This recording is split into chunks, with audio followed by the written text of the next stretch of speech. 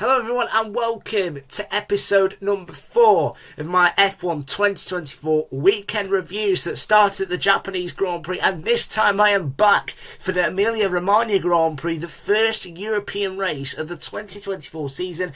This was going to be a good one. Imola, a fan favourite amongst a lot of the fans who watched races before it vanished in 2006 for quite a few years, returned in 2020 in the COVID year, and has been on the calendar since.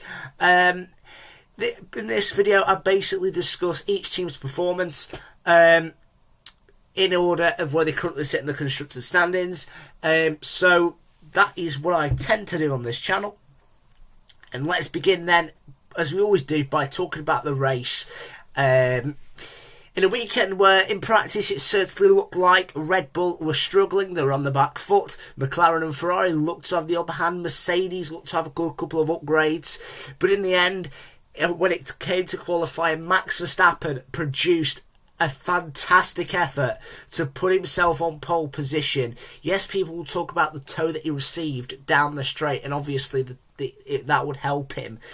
But when you say that, you do have to acknowledge that he put it on pole himself. He was struggling throughout the 3 practice sessions, and Red Bull looked off it, but in the end he ended top. His teammate got knocked out in Q2, P11. We'll talk about that in a bit. But it would be him on pole. Piastri would initially join him on the front row. However, a 3-place grid penalty for him impeding Kevin Magnussen meant that Lando Norris, Miami's race winner, was promoted to the front row. It would be all Ferrari second row in front of the Tifosi, and things would look very interesting. Max Verstappen, though, would win the Grand Prix after a late charge from Lando Norris. Lando really put the pressure on, and it was looking like potentially Lando, with the pace in that McLaren, the race pace was showing that Verstappen was struggling with a lack of pace in terms of the tyres potentially going off, potentially going out of their operating window, and in fact Lando looked to have the pace. He'd left Charles Leclerc behind, who was putting him under pressure. It really looked like that Lando Norris could potentially get his second Grand Prix victory, and 2 in a row, almost using the buses sort of like saying where you wait for one for ages and 2 come along at the same time, and that would have been very much the theme for Lando Norris's race victories. But it wasn't to be. It was Max Verstappen who won out in Imola. He finished ahead of Norris, and Charles Leclerc got a podium for the Tifosi in front of Ferrari's home crowd. It's Ferrari's first podium in Imola since 2006, when Michael Schumacher won, which was the San Marino Grand Prix back then. A tremendous achievement for Charles Leclerc, although Charles Leclerc maybe feel a little bit disappointed after starting the weekend so well in practice, topping the opening 2 sessions, that he couldn't go on and get a victory. But he would finish ahead of Piastri and Sainz. He was the top 5. There would only be one retirement, and that would be Alex Albon. Alex Albon came into the pits. His tyre wasn't attached properly. He had to trundle around the whole lap and bring it back to the pit so he could get it fitted. He will receive a 10-second stop-go penalty for him being released in an unsafe condition. He served that. He was miles behind. He was a lap down on everyone, and in the end his team decided to retire the car. So that was that. That was the Emilia Grand Prix recap. And now let's touch on each team in order, and we will begin, as we always do, with Red Bull Racing, talking about Max Verstappen and Sergio Perez. So let's begin then with Red Bull, Max Verstappen and Sergio Perez, and in a race where people weren't expecting Red Bull to win. Yes, they were, but they were sort of sceptical in terms of Red Bull's pace. I mean, when you consider that they were having problems in practice, Max was struggling, but he, as he often does, as the calibre of driver he is, one of the greats, he put in a lap that people could expect Max to get pole. After all, he's a 3-time world champion. In essence, he has got the fastest car, but Verstappen was very much on the back foot going into qualifying, and he put in an absolute stunning performance, replicated it in the race. Absolutely brilliant. He managed to hold off Lando even with a late charge, and he really got the most out of that car this weekend, even when it was being difficult for him. In terms of Perez, not the strongest weekend at all for him. In fact, he got knocked out of Q2, P11. He ended up finishing P8 behind the two Mercedes cars. He got points, but Red Bull would have been hoping for a lot better. Just wasn't to be for Perez this weekend. A real tough one for him. But a lot of questions to be asked of Red Bull this weekend. A lot of questions were asked of Max Verstappen, but he answered them all, and he answered the potential critics, and he won.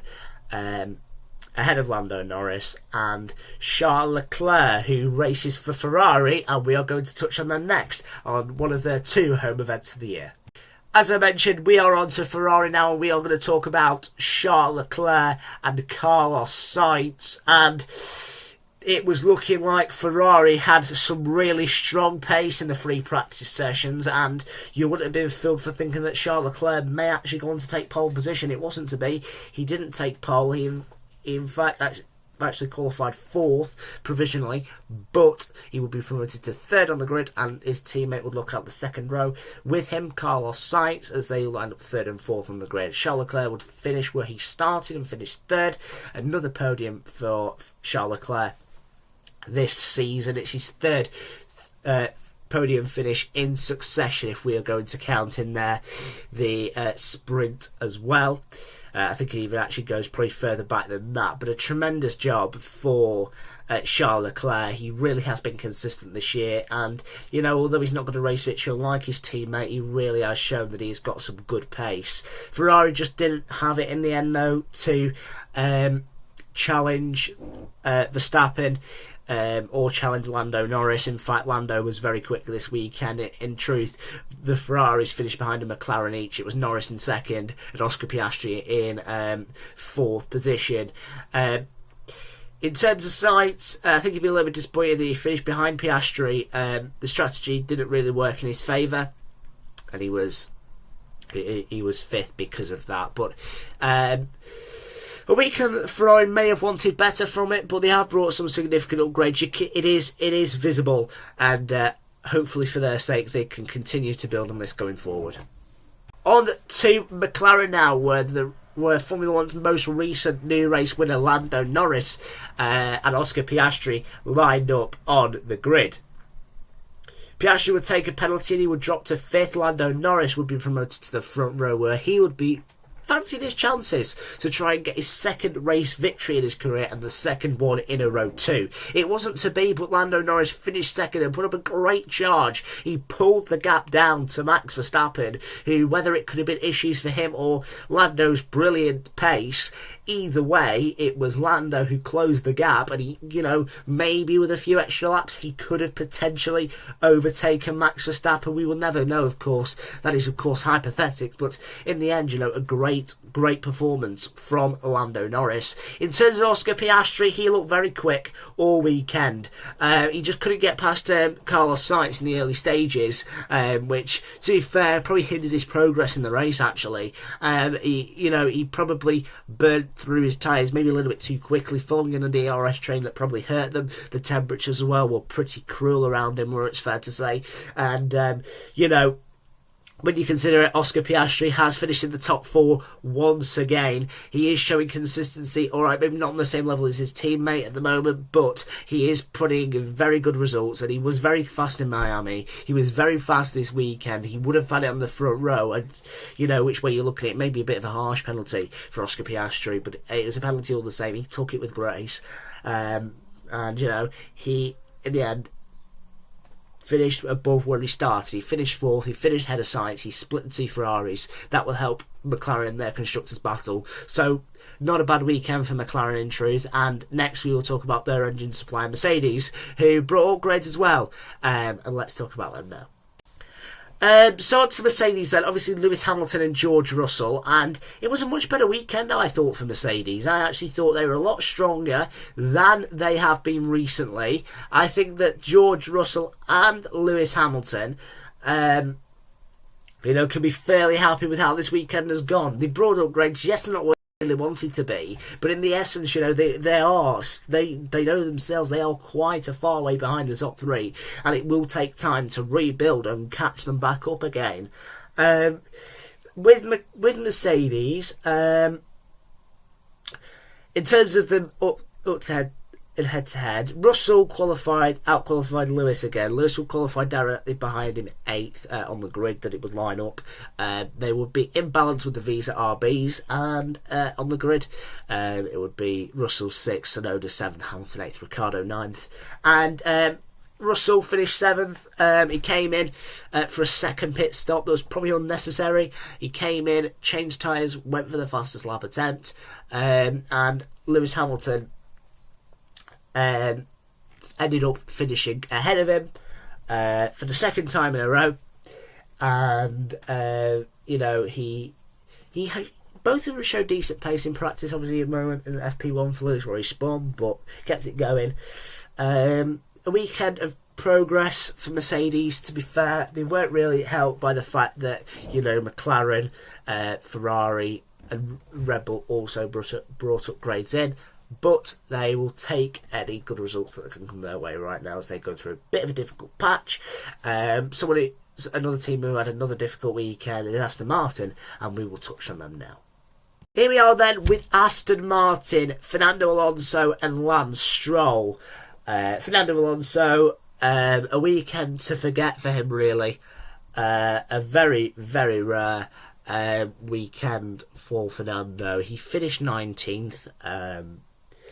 He started from the pit lane due to a crash in FP3. He had a lack of pace throughout.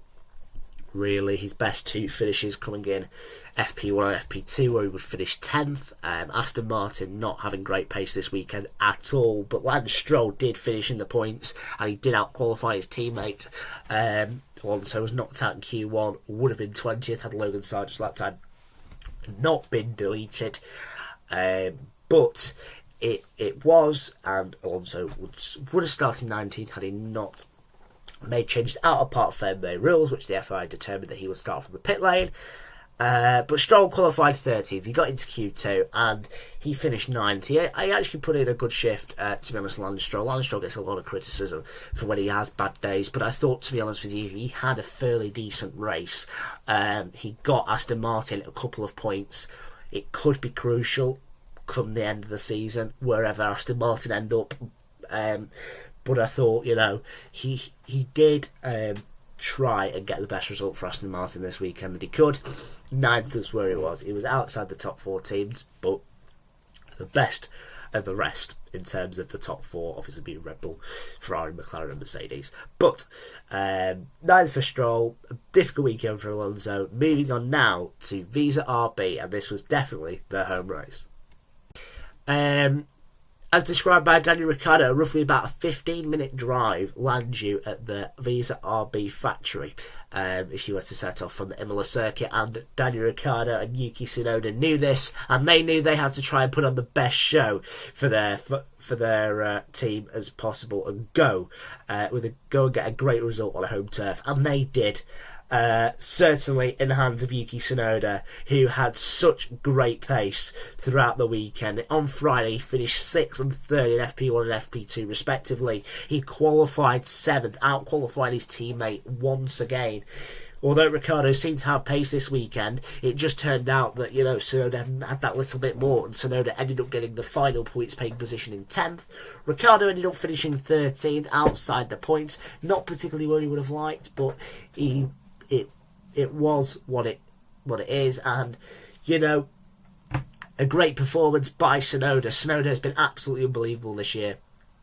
Really, really has delivered, and he has been consistent in that format as well. And really, really good performance from Tsunoda. He has scored points, but in both races in Miami and now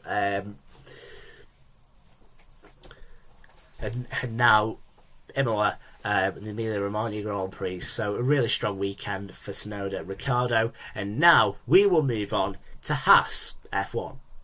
Nico Hulkenberg and Kevin Magnussen are the drivers of Haas, and this is who we move on to. But Kevin Magnussen would vacate his seat for FP1 in place of young Brit Oliver Burman, who's already made his F1 race debut for Ferrari and found himself testing for FP1 in Kevin Magnussen's Haas, as well alongside competing in FIA Formula 2. Not a great weekend for Burman in that category, despite qualifying on the front row, but he did get a best finish so far of the season in the sprint. But as for Magnussen and Hulkenberg never actually even raced at this circuit in any category before, which is some stat considering the longevity of the German driver's career.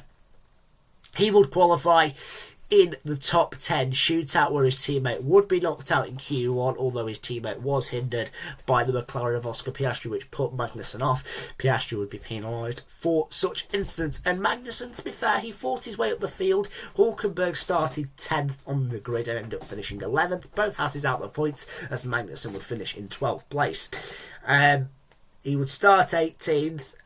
Largely, Magnussen would be behind Hulkenberg, sort of, throughout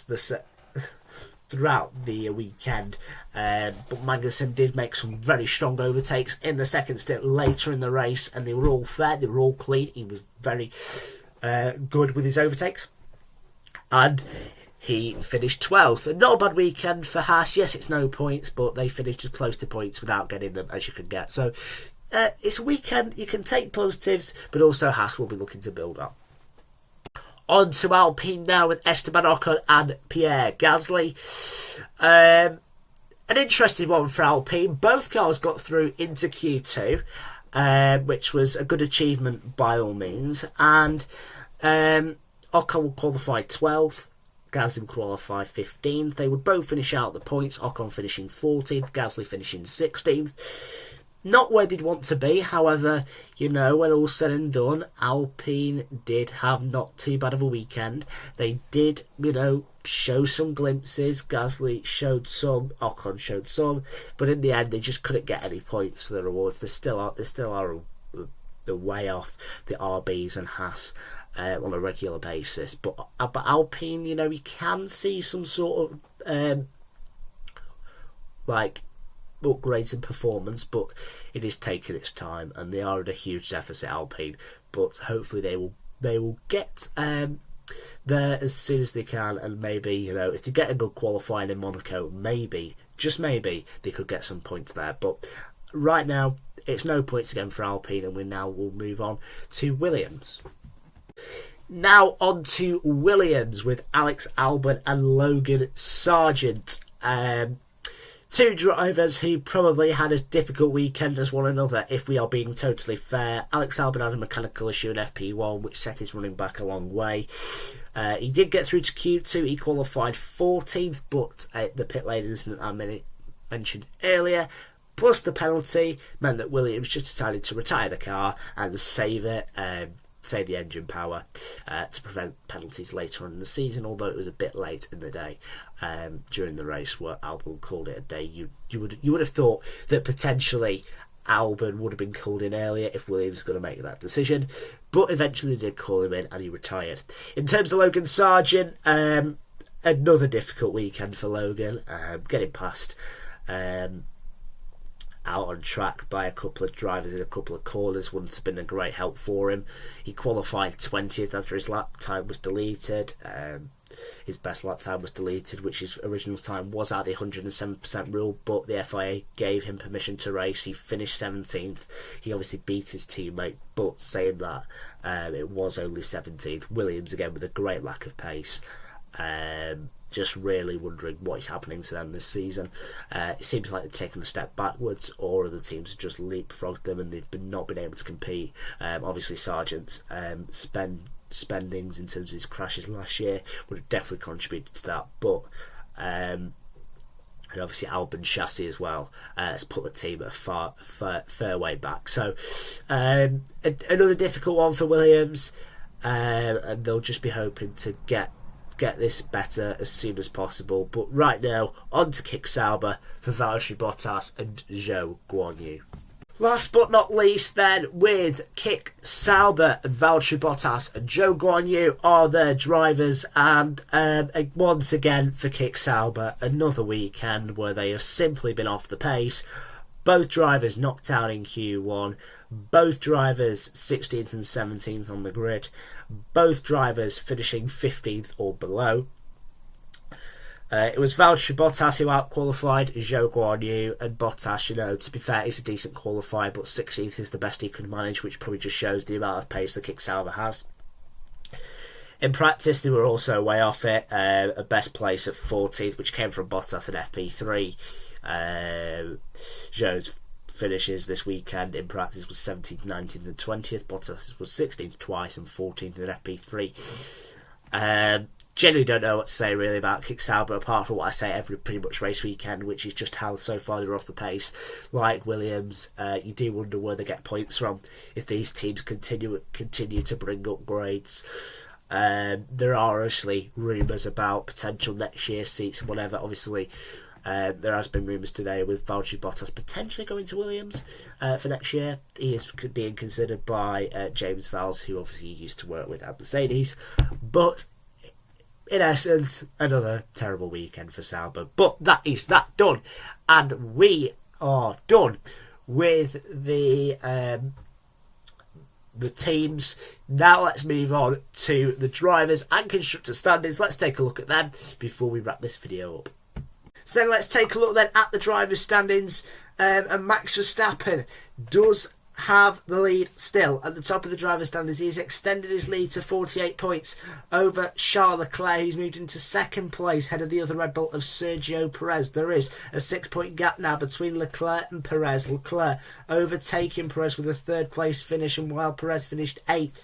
Lando Norris becomes the fourth driver of the season to break the 100 points barrier. He currently sits on 101 in fourth place, 6 points behind Sergio Perez. Carlos Sainz in fifth place for the Scuderia Ferrari team. 93 points Sainz has, despite missing a race, 8 points shy of Lando Norris. Oscar Piastri in sixth position with 53 points. He trails Carlos Sainz by a whole 40 points. George Russell is 7th, and Lewis Hamilton moves up into 8th above Fernando Alonso. 2 points separating Hamilton and Alonso. Yuki Tsunoda maintains in the top 10 with that additional point. Lance Stroll does get 2 points and closes the gap on 10th place Tsunoda, but he is still 4 points shy of the RB driver. The drivers without points, and that's just 5 of them: Alex Albon, Zhou Guanyu, Pierre Gasly, Valtteri Bottas and Logan Sargent. Overlooking at the team standings then, and Red Bull still have the lead. They have a